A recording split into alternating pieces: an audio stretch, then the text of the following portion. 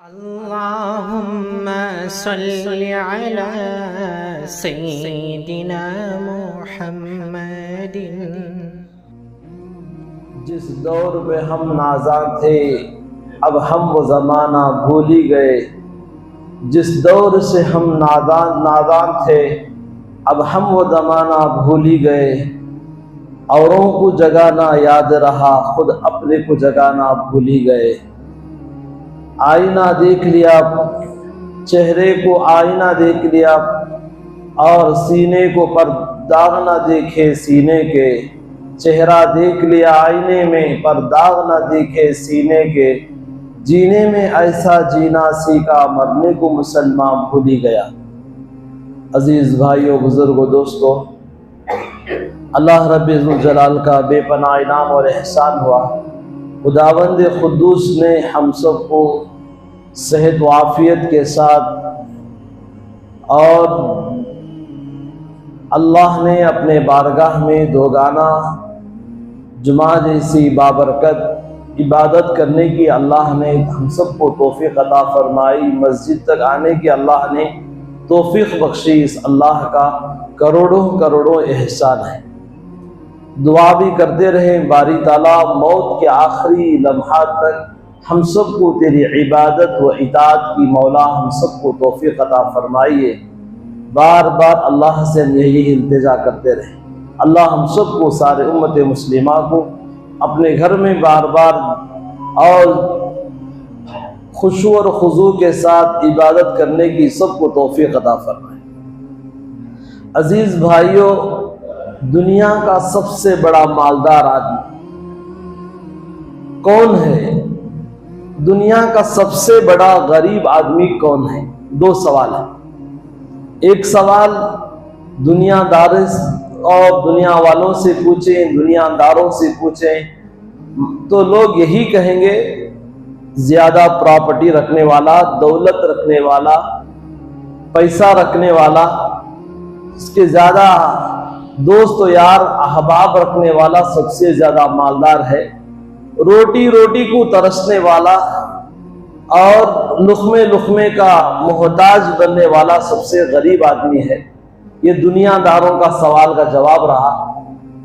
दो कदम आप आगे बढ़कर शरीयत से पूछे, इस्लाम से पूछे, ईमान वालों से पूछे तो शरीयत यही आपको कहेगी, दुनिया का सबसे बड़ा मालदार आदमी वो है जिसके सीने में अल्लाह का ईमान हो। जो आदमी ईमान वाला हो, कलमा पढ़ने वाला हो, शरीयत कहती है वो सबसे बड़ा मालदार आदमी है।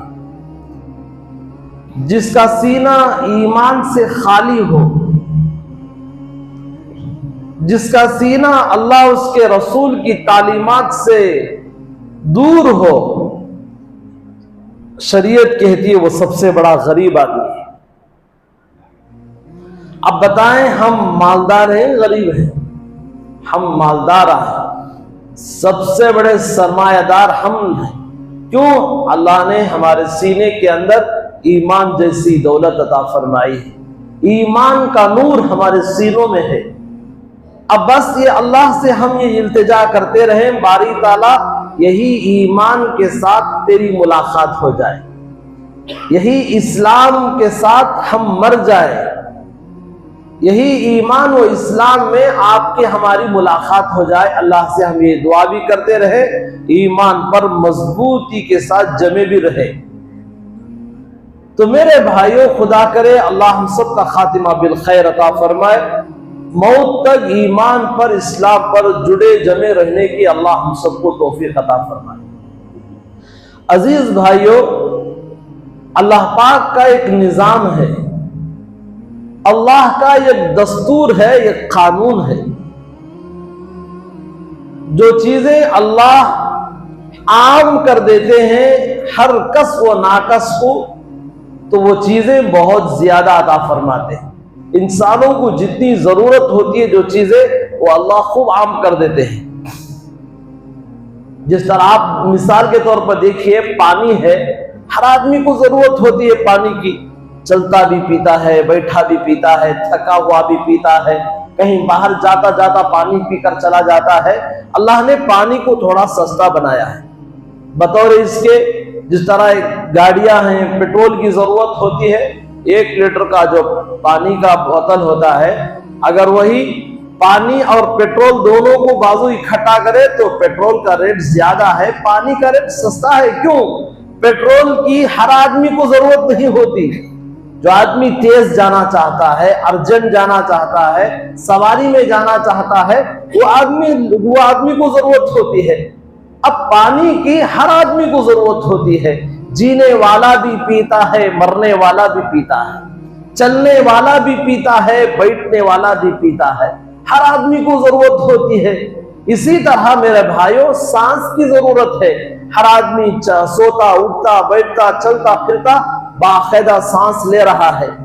यही सांसों का माला जब टूट जाता है तो इंसान दुनिया में जीना छोड़ देता है।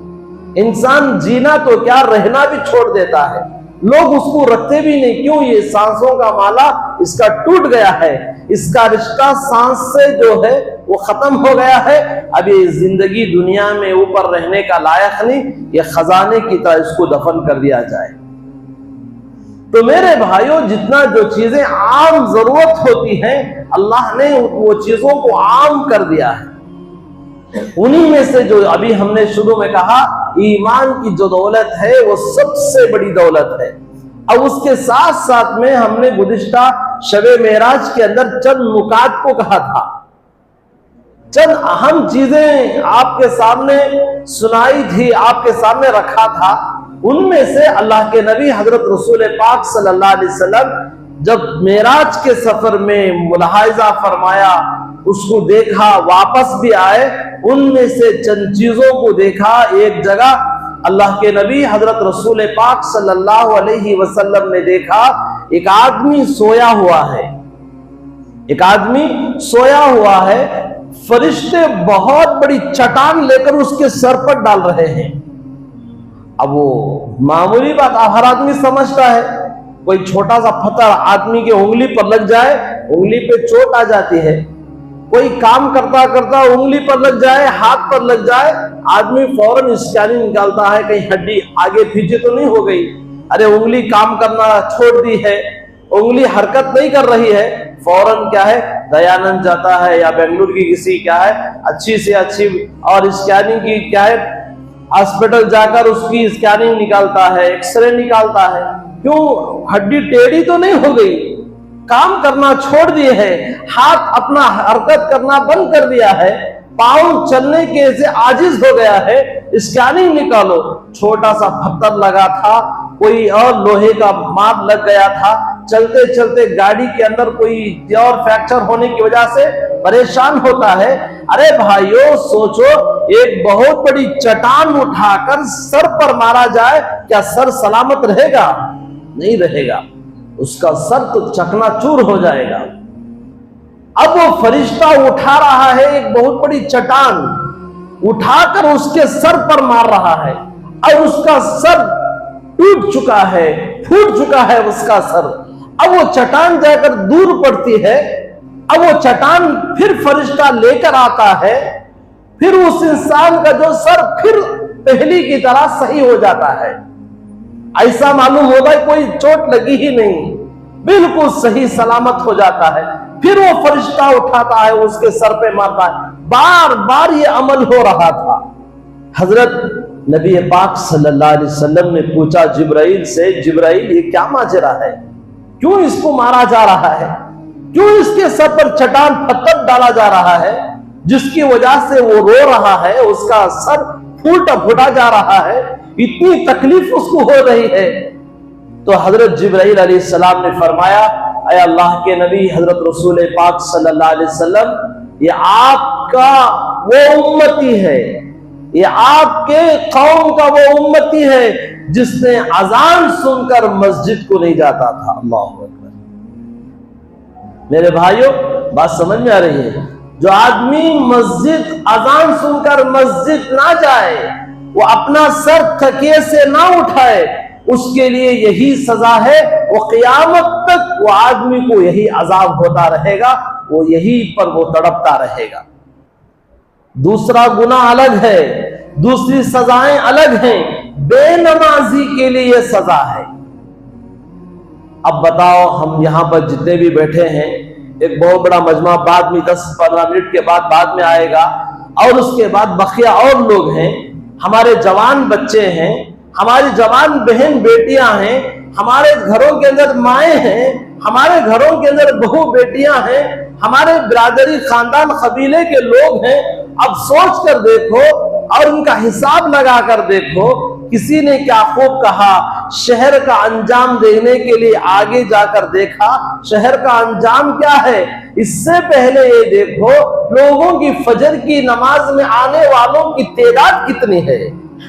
अरे शहर का जायजा तो बात लो तुम, गांव का सर्वे बात करो तुम। गांव अच्छा है नहीं है, यहाँ आबादी अच्छी है नहीं है, यहाँ का माहौल अच्छा है नहीं है, वो बाद में सर्वे करो, बाद में जायजा लो। पहले ये जायजा लो फजर की नमाज में आने वालों की तादाद कितनी है। फजर में उठकर लोग अल्लाह से मांगने वालों की मदद मांगने वालों की तादाद कितनी है। तो मेरे भाइयों, अल्लाह के नबी हजरत रसूल पाक सल्लल्लाहु अलैहि वसल्लम ने मुलाहिजा फरमाते हुए आगे गए, और भी बहुत सारी चीजों को आपने देखा। उनमें से पहला जो आपने मुलाहिजा फरमाया वाकया ये यही है कि बेनमाजी का अंजाम क्या होता है। अब हमने आपको मेराज के वाकये से ये बात आपके सामने पेश कर दी। आपको थोड़ा मैं कुरान पाक पर लेकर जाता हूं।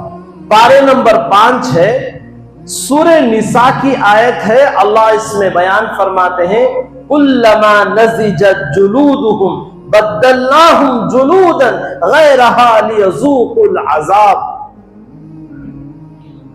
अल्लाह रब्बुल जलाल फरमाते हैं, कुल्लमा नज़िजत जुलूदुहुम, अरे तुम्हारी चमड़ी एक एक जगह से जलती होगी और एक जगह से तुम्हारी चमड़ी बनती होगी।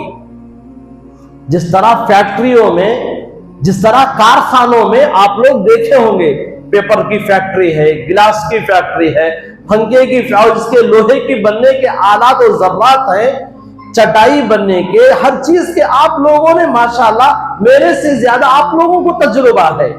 फैक्ट्रियों में आप चल फिर कर लोग देखते होंगे, एक एक चीज बनती होगी, बाहर निकलती होगी, एक एक आइटम बनता रहेगा, दूसरा आइटम फिर तैयार होता रहेगा। मेरे भाइयों, इसी तरह एक एक चमड़ी जलती होगी, फिर चमड़ी बनती होगी। जलना अलग है, बनना फिर अलग है। जिस तरह चमड़ी और उसका सर फूटता रहेगा, फिर असर नो अच्छा हो जाएगा, फिर जलता रहेगा, फिर फूटता रहेगा, अच्छा होता रहेगा। मेरे भाइयों, आप सोच कर देखो कितनी दिक्कत होगी उसको, कितनी तकलीफ होगी उसको। आप अंदाजा कीजिए, सिर्फ उस एक आदमी को अजाब होगा जो नमाज नहीं पढ़ रहा है। प्यारे नबी हजरत रसूल पाक सल्लल्लाहु अलैहि वसल्लम ने यह सबक उम्मत को दिया है, मेरी पूरी उम्मत को जो नमाज छोड़ देगी उनके लिए ही अजाब है। अब हम खुद सोच कर देखें, थोड़ा बैठकर सीने पर हाथ रखें, थोड़ा एहसास पैदा करें कितनी हमारे नमाजें छूट गई। हम आसानी के साथ नमाजें छोड़ रहे हैं, हमें एहसास भी नहीं है हमारी नमाजें छूट रही हैं। आप एक सवाल करेंगे, मौलाना बार बार नमाज पर इतनी तंबीह क्यों की गई है? नमाज पढ़ने की अल्लाह ने ताकीद हुक्म बार बार क्यों कहा है? मेरे भाइयों, हम आपको एक नुक्ता सुनाते हैं। हज जब फर्ज होता है, क्या आप कहीं पूरी दुनिया के अंदर हज का ऐलान होता है? आप सुने कहीं? हाँ, एक मर्तबा ऐलान हो गया जब इब्राहिम अलैहिस्सलाम को अल्लाह ने कहा, वअज़्ज़िन फिन्नास बिल हज यातूका रिजालन व अला कुल्ली दामिरिन यातीना मिन कुल्ली फज्जिन अमीक। ऐ मेरे खलील, ऐ मेरे इब्राहिम, आवाज लगा दो, हज करने के लिए लोग आए। वअज़्ज़िन फिन्नास बिल हज, लोगों को कहो क्या वो लोग हज करने के लिए आए। यातूका बिरिजालिन यातीना मिन कुल्ली फज्जिन अमीक, लोग पैदल आएंगे, सवारियों पर आएंगे, उड़ उड़ कर आएंगे, आप ऐलान तो कर दो। एक बार ऐलान हुआ हज का, उसके बाद फिर आप तक आपने कहीं लाउड स्पीकर में रखकर लोग ऐलान करते हुए कभी सुना आपने? नहीं सुना। हज का मौसम आता है, लोग एहराम बांधकर चले जाते हैं। उम्रे का सफर होता है, लोग उम्रे के लिए चले जाते हैं। आप पूरी जिंदगी में कहीं उम्रे का ऐलान आपने नहीं सुना, हज का ऐलान नहीं सुना। और आगे बढ़िए, जब रोजे आते हैं, रमजान का महीना शुरू होता है, कहीं आपको रोजे रखने का ऐलान होता है, अनाउंसमेंट किया जाता है? नहीं, जैसे ही चांद देखा जाता है, लोग ऑटोमेटिक क्या करना शुरू करते हैं? सहरी इफ्तारी करना शुरू कर देते हैं। कभी कभी मस्जिद में ऐलान हो जाता है, भाई रमजान का चांद नजर आ गया है। बस हर दिन भी ऐलान नहीं होता, भाई पहला रोजा रखो, दूसरा रोजा रखो, पहले अशरे में रोजे रखो, दूसरे अशरे में रोजे रखो, तीसरे अशरे में रोजे रखो, और यहाँ तक के ताखरातों में रोजा रखो, शबे बारात में रोजा रखो, अरफा का रोजा रखो, और इसी तरह यौम आशूरा का रोजा रखो, अय्याम बैस के रोजे रखो, हर पीर जुमेरात को नफली रोजे रखो। ऐलान होता है? नहीं, ऐलान नहीं होगा मेरे भाइयों। इसी तरह तीसरा रुकुन इस्लाम में ज़कात का है। जब भी ज़कात देने की बारी आती है, लोग क्या करते हैं? वक्त आने पर निकाल देते हैं ज़कात। अल्लाह ने कुरान पाक में कह दिया, वअक़ीमुस्सलात व आतुज़्ज़कात, नमाज अदा करो और ज़कात देते रहा करो। बस उसके बाद पूरी दुनिया में अब ज़कात में ऐलान कभी नहीं होगा, भाई इस साल आप सब ज़कात देना शुरू करो, ज़कात देना नहीं। कह दिया, बस कह दिया अल्लाह ने। तो मेरे भाइयों, ना ज़कात का ऐलान होता है, ना हज का ऐलान होता है, ना रोजे का ऐलान होता है। और इसी तरह पहला जो जुमला है, पहला जो इस्लाम में शरीयत में नुक्ता है, वो कलीमा तौहीद ला इलाहा इल्लल्लाह मुहम्मदुर रसूलुल्लाह सल्लल्लाहु अलैहि वसल्लम। आप इस्लाम में दाखिल होना चाहते हो, कलमा पढ़ लो। पूरी दुनिया में आप कहीं ये नहीं सुनेंगे कि कलमा पढ़ लो, कलमा पढ़ लो। सुनेंगे आप? नहीं। जिसका मन चाहे कलमा पढ़ ले, जिसका मन नहीं चाहे कलमा नहीं पढ़े, उसकी मर्जी है। और तुम्हारी इख्तियारात हैं। कलमा पढ़ लोगे तो इस्लाम में दाखिल हो जाओगे, कलमा नहीं पढ़ोगे तो कुफ्र के दलदल में रहोगे। ये तुम्हारी जिम्मेदारी है। मेरे भाइयों, कलमे का भी ऐलान नहीं होगा। अब इसी तरह मेरे भाइयों, एक रुकन बाकी रह गया, वो है नमाज। एक रुकन जो रह गया है वो कौन सा है? वो नमाज है। अब बताओ मेरे भाइयों, नमाज का ऐलान होता नहीं होता है? नमाज का ऐलान हर दिन में 5 मर्तबा होता है। फजर में ऐलान होता है, जोहर में ऐलान होता है, असर में ऐलान होता है, मगरिब में ऐलान होता है, इशा में ऐलान होता है। अस्सलातु खैरुम मिनन नौम, फजर की आजान में यहां तक के ये जुमला आगे बढ़कर ज्यादा कहा जाता है।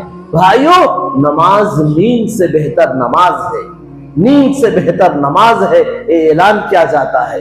जोहर में कहा जाता है हय्या अलस सलाह हय्या अलल फलाह, जोहर में यही ऐलान, असर में यही ऐलान, मगरिब में यही ऐलान, इशा में यही ऐलान होता है।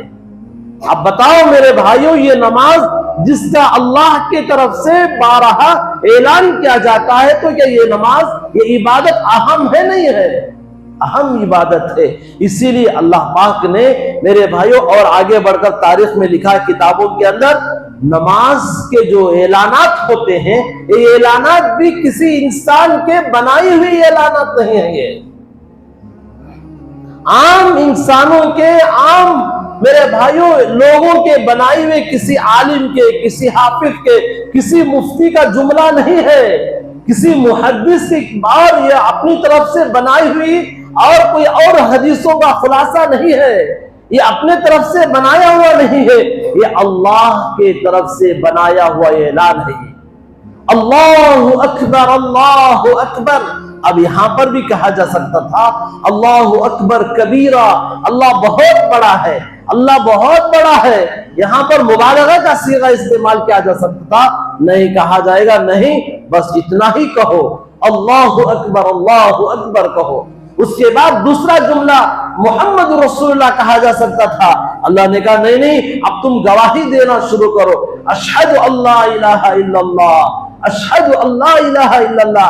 जब तुम गवाही दे चुके, एक अल्लाह की गवाही दे चुके, उसके बाद फिर जुमला अजान में कहा जाएगा व अशहदु अन्ना मुहम्मदर रसूलुल्लाह, व अशहदु अन्ना मुहम्मदर रसूलुल्लाह।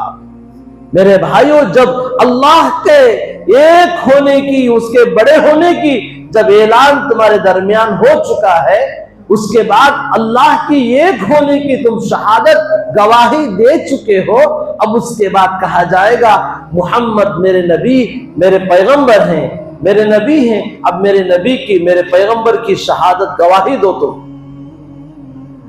एक अल्लाह के बड़े होने का ऐलान हो चुका और उसके बाद एक अल्लाह होने की गवाही तुम दे चुके, फिर हजरत मोहम्मद मुस्तफा सल्लल्लाहु अलैहि वसल्लम के नबी और उसके बंदे और पैगंबर होने का तुम्हारे दरमियान ऐलान हो चुका। अब उसके बाद यह ऐलान हो रहा है, हय्या अलस सलाह का ऐलान हो रहा है, आओ नमाज की तरफ। फिर कहा, पहले ही कहा जा सकता था अजान में हय्या अलल फलाह के अल्फाज अजान में बोले जा सकते थे। पहले तुम्हारी कामयाबी यहां है, ये दस्तूर नहीं है, पहले तुम्हें ऐलान कहा जाएगा, बताया जाएगा ये नमाज असल इबादत है, बड़ी मखसूस इबादत है, इसके लिए अब कहा जाएगा हय्या अलस सलाह, नमाज के लिए तुम आओ मस्जिद के लिए। अब फिर दूसरा जुमला कहा जा रहा है, तुम्हारी कामयाबी मस्जिद में है, नमाज में तुम्हारी कामयाबी है। बस ये दो जुमले कहकर फिर अगला जुमला मुअज्जिन यही कहते हैं, अल्लाहु अकबर ला इलाहा इल्लल्लाह। अब यहाँ पर नमाज अजान मुकम्मल हो गई। मेरे भाइयों, यही अजान है जो बच्चा पैदा होता है उसके कानों में दी जाती है, ताकि अभी वो बच्चा समझने के लायक नहीं बनता, सोचता नहीं, समझता नहीं, बोलता नहीं, कुछ करता नहीं, फिर भी उसके कानों में अजान पड़ी जाती है। एक कान में आजान, दूसरे कान में इकामत पड़ी जाती है। क्यों? उसके जिगर पर, उसके दिल की दीवार पर अभी से पहले अल्लाह उसके नबी का नाम कुंदा जाए। अल्लाह उसके नबी का मासूम जिगर होता है, बिल्कुल सादा कलम, सादा जिस तरह दीवार सादी होती है, सादी तख्ती होती है, वो सादी तख्ती में, वो सादी दीवार में अल्लाह उसके नबी का नाम जब सुना जाता है, लगा जाता है, ताकि ये ईमान वाला मौत तक इसके दिल की दीवार पर अल्लाह उसके नबी का नाम चमकता रहे, बसा रहे। इसीलिए उस बच्चे के कान में आजान और उसके कानों से ये आवाज पहुंचाई जाती है, ऐ अल्लाह के बंदे, तुझे पैदा करने वाला मालिक एक है, उसकी सदा तेरे मासूम कानों के लोलकियों से निकलती हुए तेरे जिगर पर पहुंच जाए, ताकि दुनिया में तू मुलविस ना हो जाए, तो दुनिया के धोखे में ना पड़ जाए। इसीलिए दिल पर, उसके कानों में, रगो रेशे में कान आजान की आवाज सुनकर, बोलकर, पढ़कर उसके कानों में फूंका जाता है। बहरहाल अजीजों, हमें जरूरी है, और पीराने पीर शेख अब्दुल कादिर जिलानी रहमतुल्लाहि अलैह, कौन नहीं जानता इतने बड़े पीर, कौन नहीं जानता इन पीरों का इतना बड़ा मुकाम है। ये औलियाई कराम, उनमें से तमाम औलियाई कराम के खंदे पर हजरत गौसे पाक रहमतुल्लाह अलैह का कदम होता है। इतने बड़े पीर, इतने बड़े औलियाई करामों में से इनका शुमार है। हजरत अपनी किताब में लिखे हैं। मेरे भाइयों, अगर ये जुमला मैं आपको सुनाऊं, आपके बदन में कपकपी आ जाएगी। आप मेरे भाइयों, रात की नींद हमारे लिए हराम हो जाएगी, दिन का चैन हमारे लिए हराम हो जाएगा। हजरत ने अपनी किताब में लिखा है, जो आदमी नमाज नहीं पढ़ता, जो आदमी नमाज को छोड़ देता है, जो आदमी नमाज को मेरे भाइयों बगैर हुजूर के छोड़ देता है, हजरत ने अपनी किताब में लिखा है, अगर वो आदमी मर जाए, उसकी तदफीन, उसका जनाजा, उसका और कफन दफन अपनों नहीं बल्कि गैरों के कब्रिस्तान में दफन कर दो। अल्लाह अकबर। मेरे भाइयों, तक़वे के हिसाब से आप इतने बड़े आलिम थे, आप इतने बड़े वक्त के वली थे। हजरत ने कहा, अरे जिसके पास खुदा के अहकाम का कोई उसके पास लिहाज नहीं हो, अल्लाह की इबादत का उसके पास कोई पासो लिहाज ना हो, क्या वो इंसान इस्लाम में बाकी रहेगा?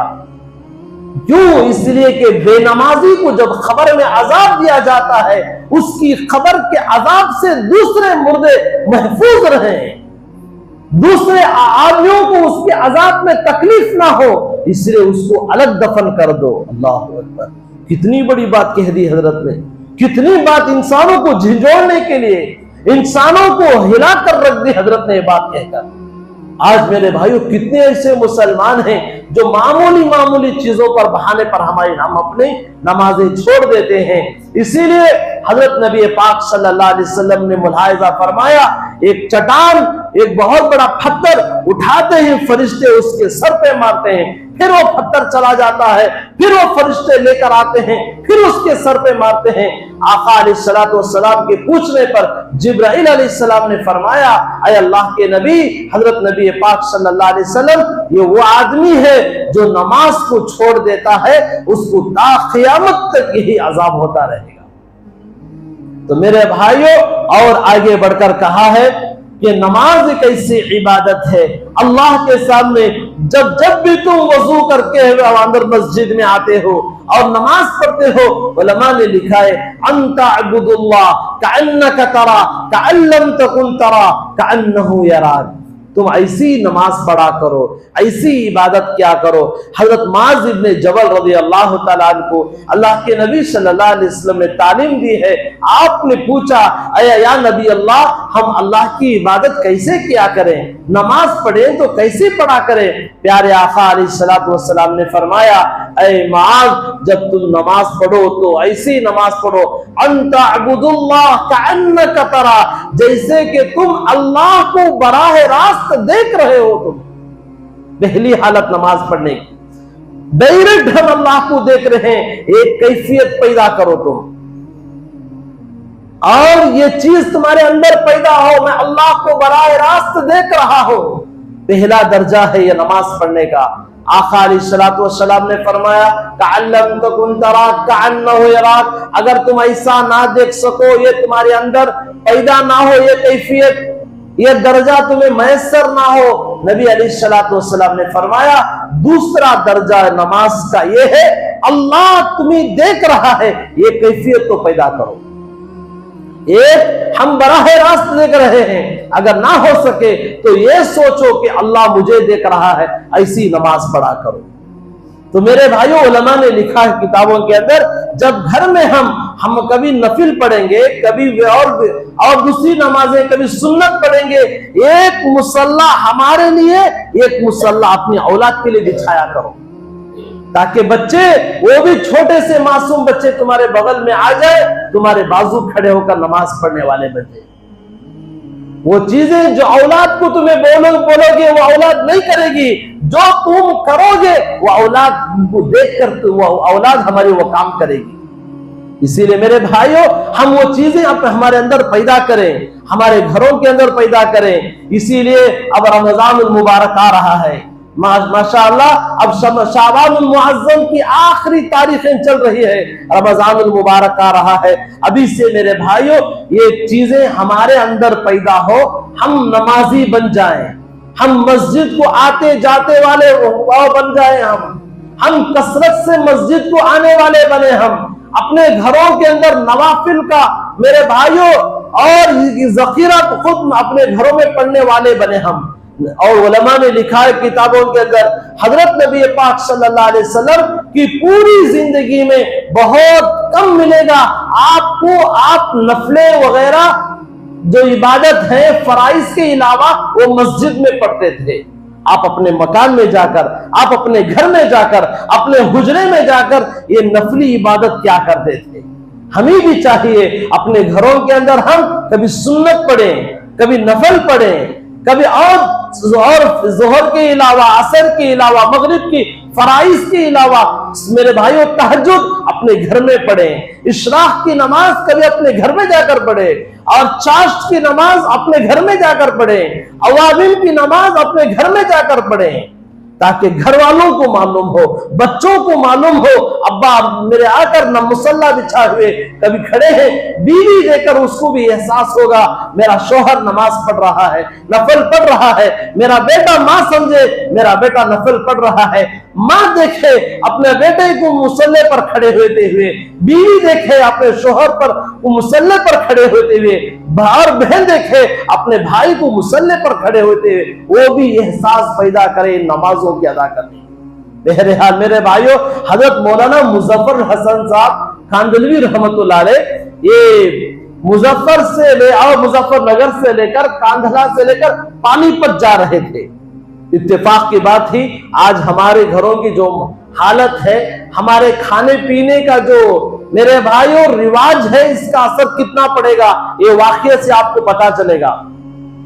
आज हमारा खाना मेरे भाइयों, अहमद अली लाहौरी रहमतुल्लाह अलैह पड़ोस मुल्क के एक आलिम दीन गुजरे हैं, बहुत बड़े अल्लाह वाले गुजरे हैं, मुत्तकी परहेजगार गुजरे हैं। पूरी जिंदगी में बेनमाजी के हाथ से पानी तक नहीं पीते थे। आप उठाकर देखिए किताबों के अंदर, आपको इन बुजुर्गों के वाकयात, इन औलिया इकराम के वाकयात आपको मिलेंगे। पूरी जिंदगी में आप किसी मेरे भाइयों बेनमाजी के हाथ से पानी नहीं पीते थे। बेनमाजी की नहुसत इतनी खतरनाक है, अगर मैं आपको तफसील से बात सुनाऊं रोकटे खड़े हो जाएंगे। बेनमाजी का अंजाम क्या है, बेनमाजी अल्लाह से किस हालत में मिला मुलाकात करेगा, बेनमाजी से हजरत रसूलुल्लाह सल्लल्लाहु अलैहि वसल्लम कितनी नफरत करते हैं, शरीयत कितनी नफरत करती है बेनमाजियों से। तो हजरत मुजफ्फर हसन साहब कांदलवी रहमतुल्लाह अलैह पानीपत जा रहे थे। रास्ते में एक गांव में खरिये में एक मस्जिद मिली। आपने सोचा चलो यहां पर असर की नमाज पढ़ ले। अंदर गए, नमाज पढ़ा आपने, और मस्जिद में थोड़ा बहुत कचरा कूड़ा था, सब साफ कर दिया। कचरा था कुछ और पेपर वगैरह थे, खरिये की मस्जिद थी, धूल वगैरह थी, सफाई कर दी। याद रखो, मस्जिद में कूड़ा करकट साफ कर देना, कचरा साफ कर देना, हदीस में आता है बड़ी बड़ी पलकों वाली और बड़ी बड़ी आंखों वाली हूरों का जो महर है वो मस्जिद में पाकी सफाई करने पर उसको मिलता है। बड़ी बड़ी हूरों से उसका निकाह कर दिया जाता है कल क़यामत के दिन, जो आदमी मस्जिद में पाकी सफाई का ख्याल रखे। बाकी सफाई पर एक बात याद आई मुझे, मेरे भाइयों, आप हजरात भी जब मस्जिद आते हैं, कोई चीज आपको मिल जाती है, कहीं पेपर मिल गया, कहीं पत्थर मिल गया, कोई कांटा मिल गया, कोई लकड़ी मिल गई, आप अपने हाथों से उठाकर किनारा कर दीजिए, आपको सवाब मिलेगा।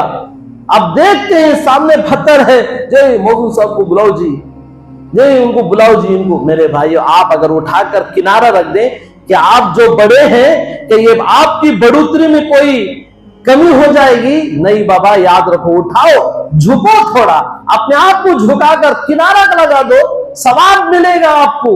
आप ये देखें मैं उठा रहा हूं, कोई मुझे नहीं देख रहा है सिवाय मेरे अल्लाह के, इसका सवाब आपको और अल्लाह को मिलेगा, किसी और को बता भी ना चलेगा, अल्लाह जरूर उसका सवाब देंगे। बहरहाल, अब इसी तरह बैतुल खला जाते हो, कई लोग पेशा पैखाना करने के लिए बैतुल खला मस्जिद के बाद यहां तक आते हैं, इस्तेमाल करते हैं। आप कीजिए, कौन मना करता है।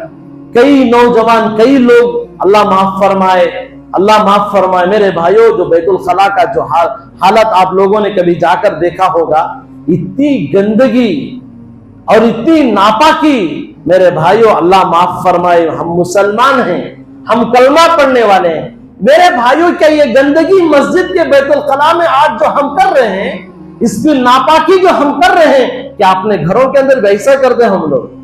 अरे अपने घरों में ऐसा ही क्या है, टांकी उठाकर बीड़ी पीकर चला गया, सिगरेट उठाकर दरवाजे, अरे जो अंदर गए हो बड़ी मुश्किल से अपनी जरूरत पूरी करके आने की जगह है, वहां बैठ कर क्या है, वक्त गुजारने की जगह नहीं। कई लोग क्या है, दरवाजों में बीड़ी पीकर आराम से दरवाजे जला ले बैठे थे। अरे कई दरवाजे सुराख बन रहे हैं, कई दरवाजे सुराख बन रहे हैं। अरे जलाने का इतना ही शौक है तुम्हें, अपने बदन को लेकर जला लो, बहुत अच्छा लगेगा। मालूम होता बाद में कितना जला, कितना चीखा मारेगा। वो बीड़ी पीकर, सिगरेट पीकर दरवाजे को सुराख लगाता था, सुराख बनता की नहीं बनता की। और उसके बाद पान खाया, हाथ थूक कर आ गया, गुटखा खाया, वो दीवार पे थूक कर आ गया। अरे कौन साफ साफ करेगा? अरे ये जगह किसकी है? किस जगह पर बैठा है? क्या कारपोरेशन की जगह है ये? क्या बस स्टैंड का बैतुल खला पेशाब खाना है ये?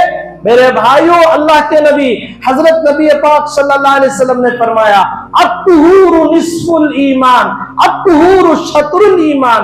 कई अहादीस में आता है, वल्लाहु युहिब्बुल